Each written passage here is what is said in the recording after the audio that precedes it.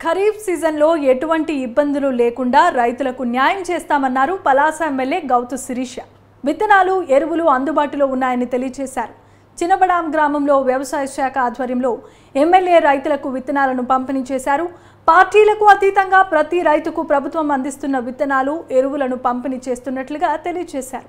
నియోజకవర్గంలో 3163 క్వింటాళ్ల విత్తనాలు వచ్చాయని, మందస మండలం స్లబ్ ప్లాంట్ మండలంగా ఎంపిక కావడంతో గిరిజన రైతులకు 90% రాయితీపై 560 క్వింటాళ్లు అందుబాటులో ఉన్నాయని, వాటిని గిరిజనులకు పంపిణీ చేస్తామన్నారు.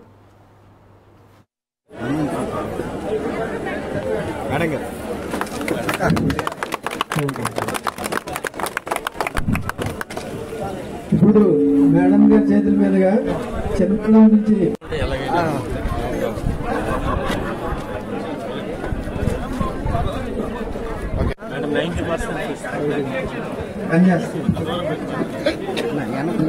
నెక్స్ట్ పున్నయ్య గారు సెంటర్ వెనక్కి వెళ్తుంది అందరికన్నా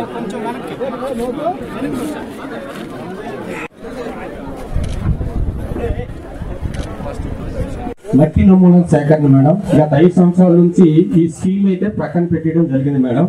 కానీ ఇప్పుడు ఈ గవర్నమెంట్ దానికి ఎక్కువ అత్యధిక ప్రాధాన్యత ఇస్తూ ప్రతి గ్రామంలో కూడా, ప్రతి రైతు కృషి కేంద్ర పరిధిలో కూడా ఈ మట్టి నమూనాలని సేకరించి అనాలిసిస్ చేసి అందులో పోషక పదార్థాల స్థాయి ఎలాగా ఉన్నాయి, ఏ విధంగా ఉన్నాయి, మట్టిలో ఏమైనా సమస్యలు ఉన్నాయా, సమస్యలు ఉంటే వాటిని ఎలా పరిష్కరించుకోవాలి మొదలగు రికమెండేషన్స్ తో మనం ప్రతి రైతుకు కూడా ఒక్కొక్క రైతు కృషి కేంద్ర పరిధిలో 40 సాయిల్ శాంపిల్స్ కలెక్ట్ చేసి అనాలిసిస్ చేసి రైతులకు ఇవ్వడం జరుగుతుంది మేడం. అది కూడా ఇప్పుడు మేము టేకప్ చేస్తున్నాం మేడం. మరి